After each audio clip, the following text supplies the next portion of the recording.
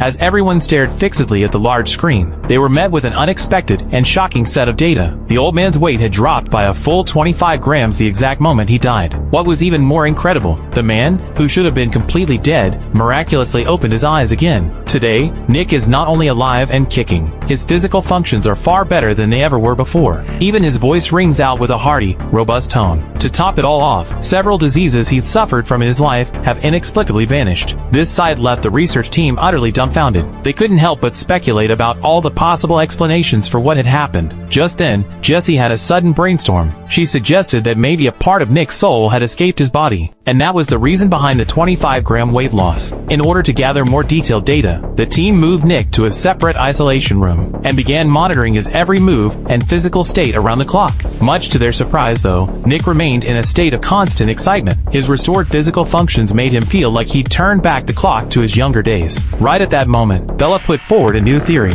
She proposed that Nick's illnesses might have been cured by the experiment completely by accident, and that the lost weight was exactly the mass his body had shed along with those ailments. What made this hypothesis even more convincing? According to Nick's latest physical examination report, the 2 types of cancer cells in his body had indeed completely disappeared. Every single one of his bodily functions had been rejuvenated by at least 30 years. This bizarre turn of events was simply beyond the scientists' comprehension. Could this soul experiment actually hold the key to curing cancer? To verify this groundbreaking finding further, the scientists immediately recruited another volunteer, a woman named Nia, who was also on the brink of death. As the steel door of the sealed chamber slid shut, everyone's eyes were glued to the monitor screen, unblinking, and in the very next second, they witnessed yet another mind-blowing scene.